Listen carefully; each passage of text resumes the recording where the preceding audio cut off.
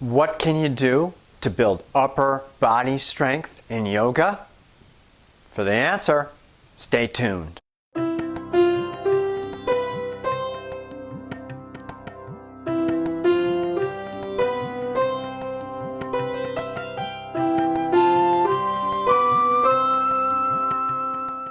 A yoga teacher wrote in because she was looking to build upper body strength. In fact, she's been trying to do this for many years and I think was frustrated because she'd had some difficulty.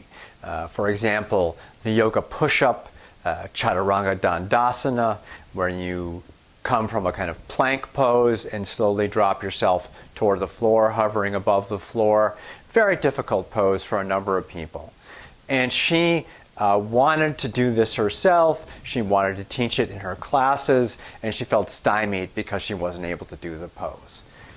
Now, it's kind of counterintuitive, but doing a pose like Chaturanga, when you really can't do it very well, is not the way to build the strength to do the pose. In fact, it's probably the opposite of what you should be doing. Because the problem is when you don't have enough strength to do a pose like Chaturanga, you end up doing it poorly. What happens is the shoulder blades end up, instead of being pushing in to the spine and really supporting the arms, keeping the upper arm bone back, tend to droop to the sides. The top of the upper arm bones, the humerus bones, tend to drop toward the floor. In other words, you're really kind of caving in the shoulders and then trying to maintain Chaturanga in that position. This is potentially injurious to the shoulders, and indeed injuries to the shoulders are very common in yoga practice, particularly people who practice things like power yoga or vinyasa flow, where you're doing repeated Chaturanga and other arm balances and things that can be very hard on the arms. What you want to do instead is what's known as Vinyasa Krama. And Vinyasa Krama is Sanskrit meaning a skillful progression.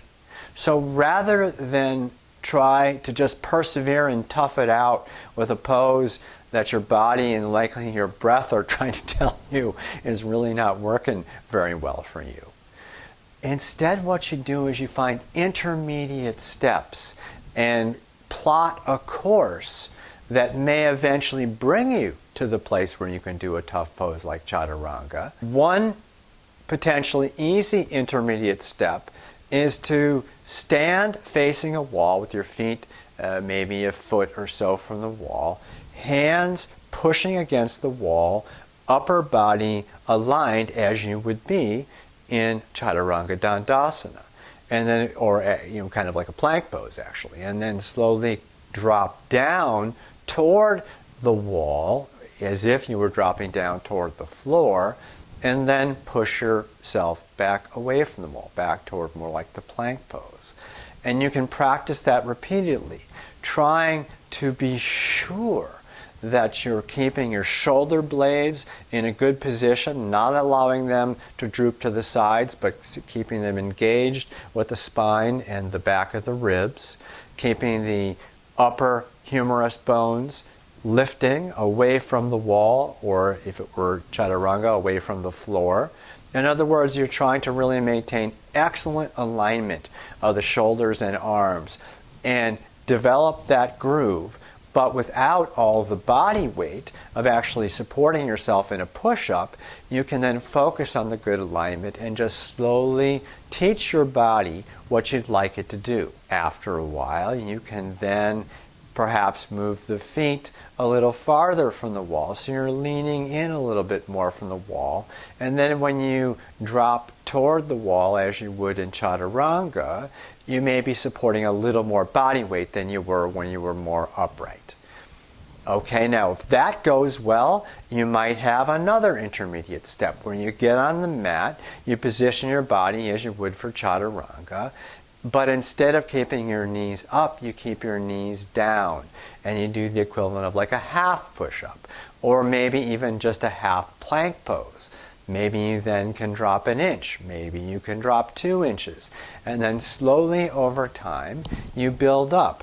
Always striving to maintain good alignment. Always striving to keep the breath smooth and regular.